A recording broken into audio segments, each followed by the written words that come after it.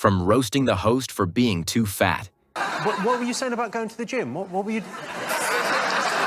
Let's go rewind to that, my friend, because what's your favourite machine? The vending? To calling out another host for crossing the line.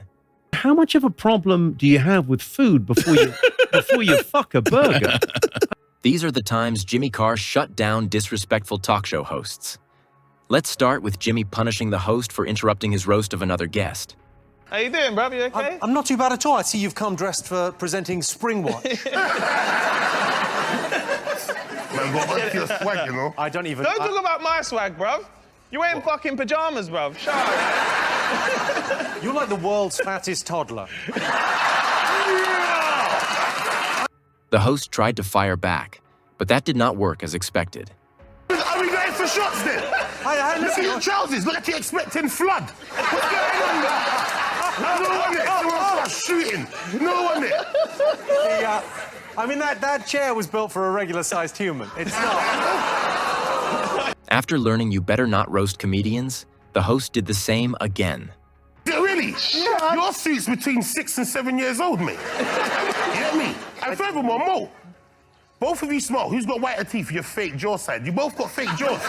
Look, open the teeth. You can't even see your teeth because your fucking top just look like slugs, bruv. Shut up, man.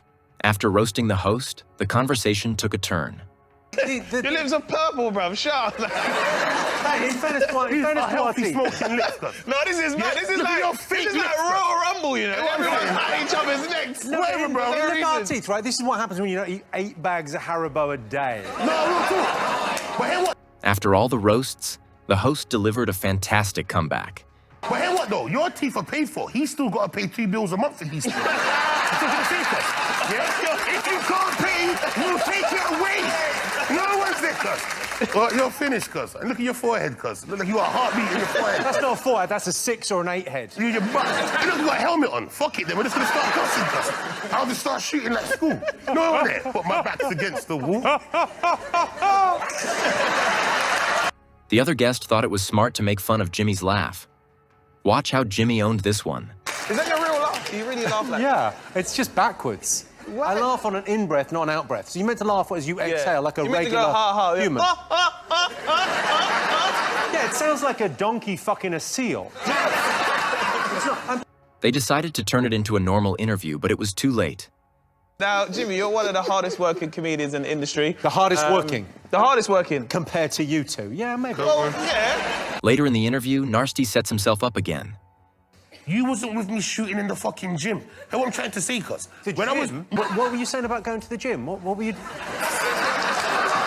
Let's go rewind to that, my friend, because what's your favourite machine? The vending? He knew he was cooked when he brought up his gym experience. How many times have you been stopped and searched? Fuck it, no. But they stopped me like, Rob, I thought it was you, you know. You are actually that guy, innit? From TV. So I think they're just pulling me just to rate me. You get what I mean? So it's still a top stop and search. What did they say to you? Did they say, put the Haribo down? One thing about Jimmy is how quickly he delivers his comebacks. You're in danger. You might get type 3 diabetes. It's a new strain you're growing. Up next are these groups of women who thought it would be fun to make inappropriate jokes. Who chose that clip when I was on Loose Women? It couldn't be any more perfect. I love it. That's the only one. It's the only one we could use. The rest of it's too filthy. I'm really sorry. It feels like being told off by my mum's friend. He tried to brush it off until they made it weird. I like the idea of politicians because they don't rule over us, they represent us, and I like the idea of them being normal. Do you really want to see him in tight lycra and spandex and sequins? Does that inspire faith? Not really. I mean, that sounds... You're making that sound incredibly homoerotic. I'm not really up for that. That's when he clapped back. I mean, I spend a lot of time... I mean, I do about 200 shows a year, so we're constantly up and down the motorways and around, and we've been very lucky, touch wood. There's none. For lycra. We've been... Who's going to do that? What? He even made fun of them when they asked a dumb question.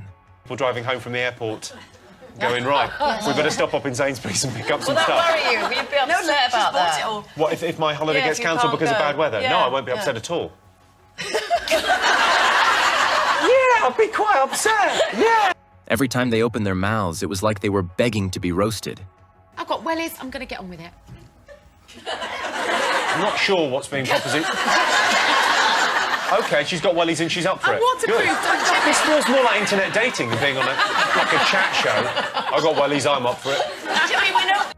Another time he had a face-off with a woman was on Comedy Central. I was going to talk about Christie's career, but it's like trying to punch fog. There's nothing there. Nothing.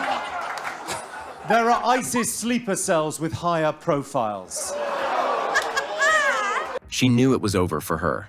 There is one American Jimmy reminds me of. It's Donald Trump. Because they both are convicted criminals and their fans should know better. Before we continue, don't forget to hit that like and subscribe button for more fun content. Up next, Jimmy had to put these next two hosts to their place. The table's wrong. Sebastian's right. I don't want to split hairs, but it's status, not status. But you know, it's status, not status. Yeah. What language are we speaking again? I'm speaking English, Jimmy. English. I don't know what you're English. floating around. I don't know where you're from, but I'm from England. He couldn't hold back when they tried to correct him. I know. I looked you up. You went to some card. very, very highly regarded college. I noticed that. But they're teaching you wrong. It's status. I'm educated beyond my intellect. Yeah. You can smell the ego through the screen. So well-educated. 12 Nobel Peace Prize winners came from his school. Homework. Did you know that? Not Nobel Peace Prize. it's the Nobel Prize. So Nobel invented dynamite. Jimmy, I was testing He invented dynamite, and then to give something. He made sure to put them in their place. Anyway. My father used to call me Vicehead. My own father, the man who made me. So, used to call you Vicehead? Yes, yes. Wow. Yeah. So. Imagine you. Yes. Was it? I mean, I'm presuming we can trace this back to your mother's birth canal, and she sounds like a hell of a lady. Was a hell of a lady, but. Towards the end of the interview, they showed off their ego again.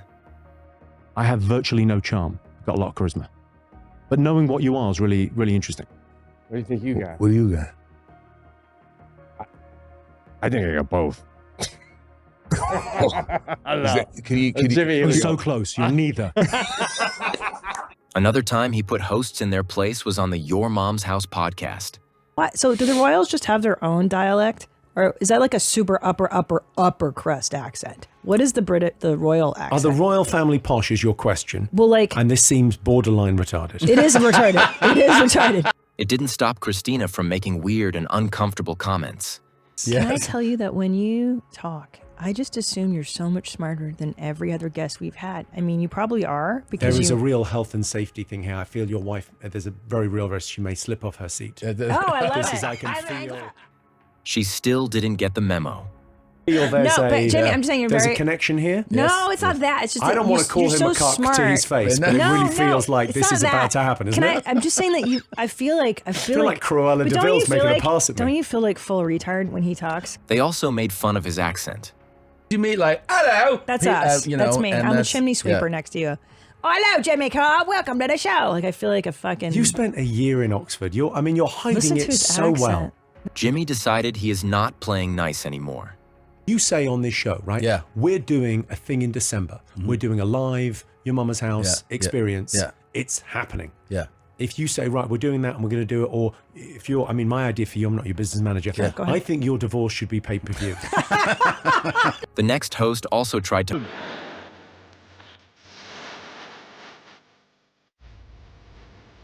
If you are a fan of his quick comebacks, hit that like and subscribe for more moments like this. And I think we...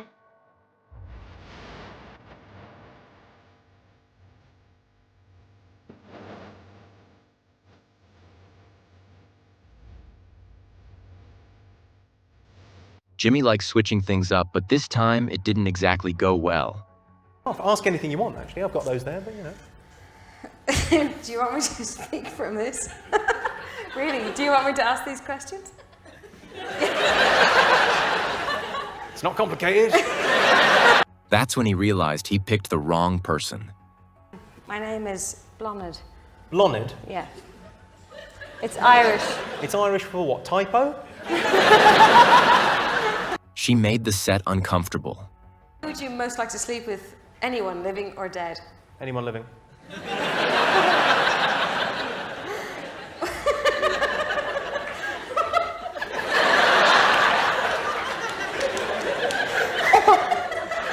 Jimmy had to step in and make it fun. I think I might be giving her an orgasm. I'm not. I've never seen it before. I've got no frame of reference. No, don't worry, you're not. It only got more embarrassing for her as time went on. Any other questions of your own? Any other questions of your own? Any questions? Any other questions of your own? Most people will just read that and then think of a question. He decided to take over.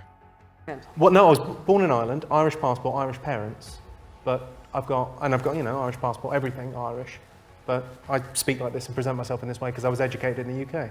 Just goes to show what you can do when you apply yourself. Now she knows what not to do for a living. Every time I speak to an Irish person now, I'm slightly saddened. I think it doesn't have to be this way. The last host Jimmy didn't hold back on was David Hasselhoff. I got to tour the country and, Well, you ended up going out with a lovely Welsh girl as well, you yeah, my girlfriend is from Gleneath, and the weather is, weather's tough over there. He wasted no time calling him out. The weather's tough everywhere. You have 2 winters over here. I mean, you have 2 summers. It's like you have winter and July. Yeah, that's why the buttons on our shirt go all the way up to the top. That did not keep David's mouth shut.